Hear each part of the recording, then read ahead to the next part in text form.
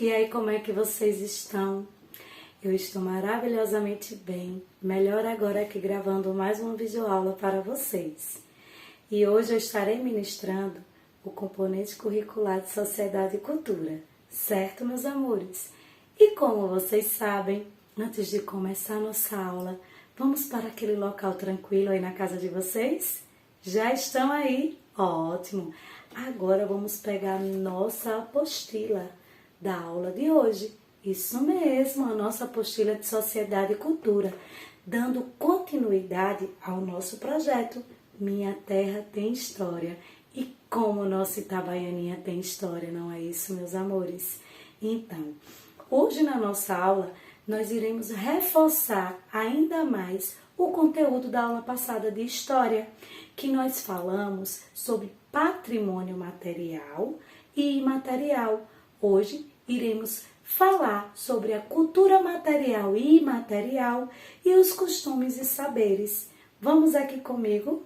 Estão preparados para conhecer ainda mais a nossa história, a nossa cultura? Então vamos prestar atenção aqui. Para começar, tem dizendo patrimônio cultural. O que é um patrimônio, professora? O que é isso?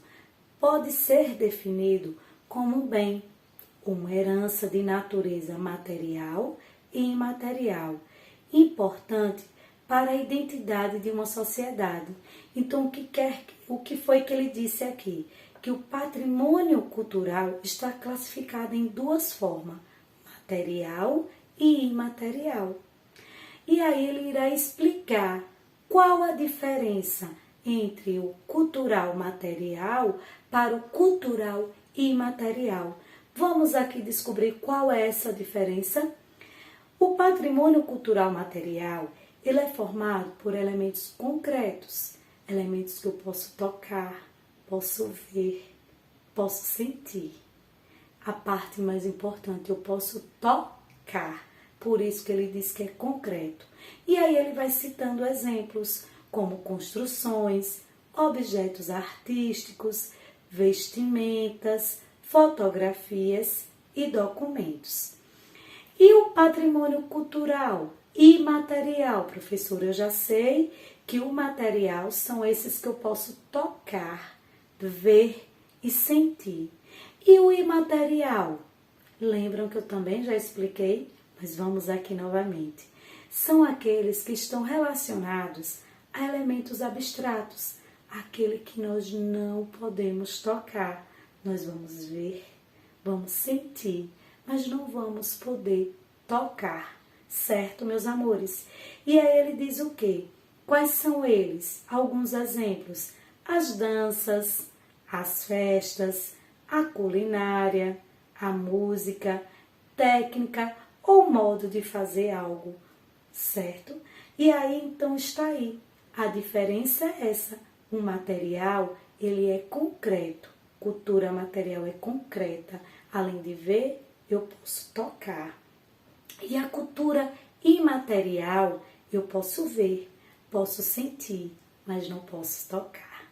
Certo, meus amores? Aí aqui tem alguns exemplos do patrimônio cultural material de nossa belíssima Itabaianinha.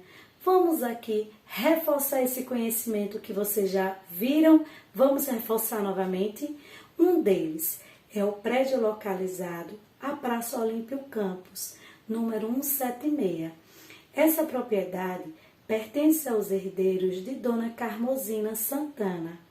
A arquitetura civil urbana foi feita na primeira metade do século XX. Já esse outro imóvel, que eu trouxe até a imagem aqui para vocês, eu já mostrei para vocês, né? Esse imóvel está também localizado lá, na Praça Olímpio Campos, de número 214. Essa propriedade aqui, né, pertence aos herdeiros de José Leandro Alves e também foi uma arquitetura civil urbana, só que foi construída na primeira metade do século XIX. A outra foi na primeira metade do século XX e essa daqui na primeira metade do século XIX.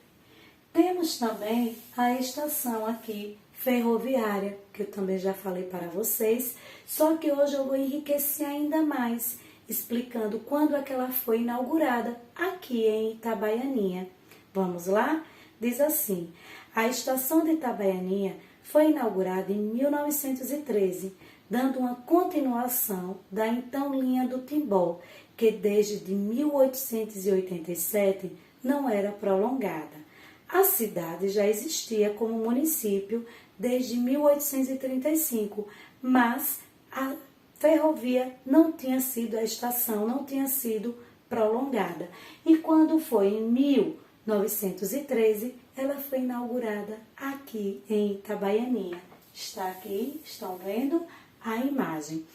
E tem, para finalizar, as ruínas do açude da presa, que também é uma cultura material. E tem dizendo o quê? Que foi construída pelo então presidente do estado, Monsenhor Olímpio Campos. O local era bastante frequentado na década de 1970.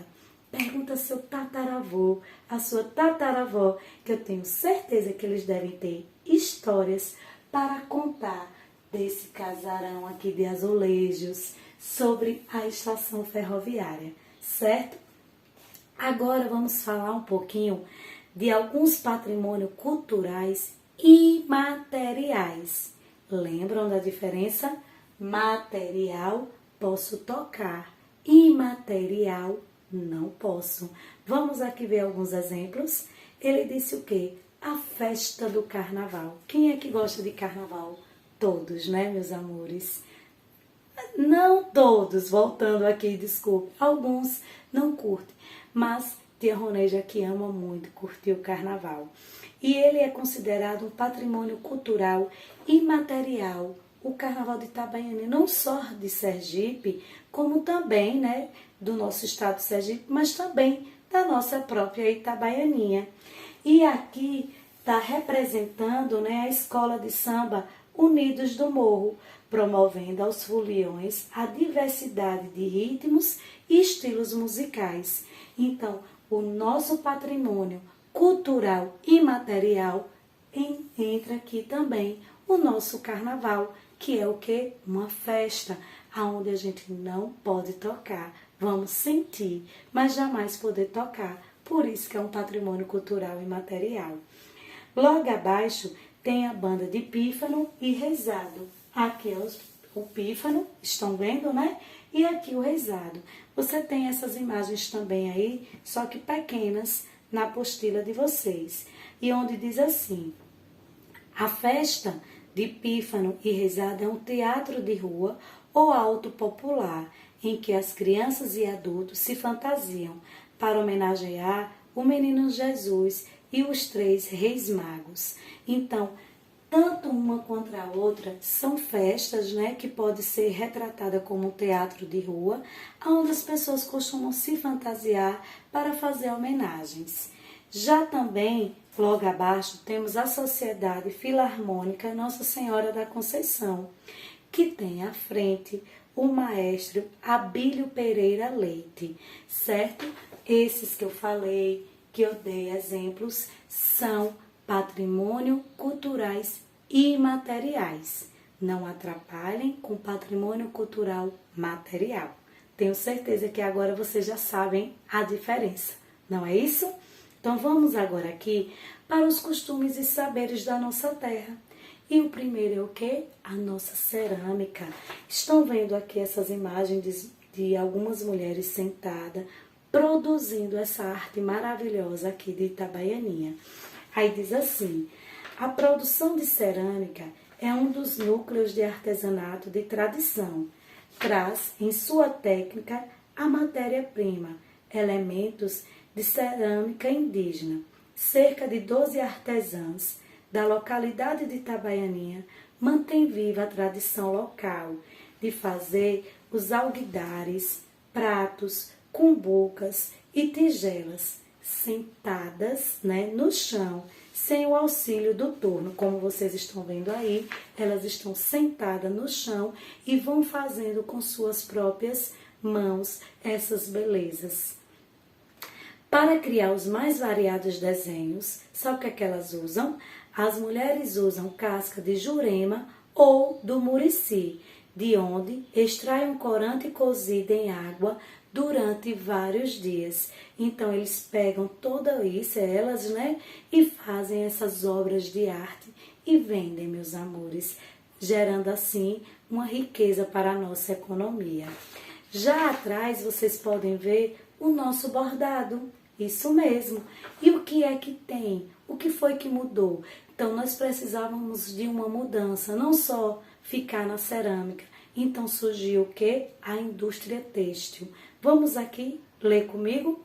Surge então um grande desafio para a população, que até então estava acostumada a lidar com a terra e a cerâmica. E agora precisava adaptar-se à nova realidade da indústria têxtil, produzindo confecção, convivendo com novas regras de cooperação e de convivência, novas tecnologias industriais, novos mercados. Com o passar dos dias, essa novidade, meus amores, foi sendo incorporada à vida cotidiana do povo da cidade. As bordadeiras que já existiam há muito tempo lá na ilha, começaram a ser demandadas para o trabalho nas pequenas fábricas que surgiam. As dezenas e atualmente, que surgiam várias aqui, as dezenas, em Itabaianinha. E o que acontece? Muitas delas aprenderam a conviver com as múltiplas realidades envolvendo a cerâmica, a terra, a confecção, o bordado, o comércio e o serviço. Então vocês perceberam como é rico os nossos costumes e saberes. Cada vez mais vamos nos adaptando e melhorando e crescendo a nossa economia. A nossa economia aqui da nossa cidade belíssima Itabaianinha. Então, meus amores, eu quero aí que vocês pesquisem juntamente com a professora, ou seu pai, sua mamãe, ou seu responsável, outros saberes aí do seu povoado, do seu bairro, e coloque lá no grupo da escola para enriquecer não só os seus conhecimentos, mas também os dos seus colegas. Está bem assim, meus amores? Então, nossa aula de hoje termina por aqui. Fiquem com Deus e até a próxima aula.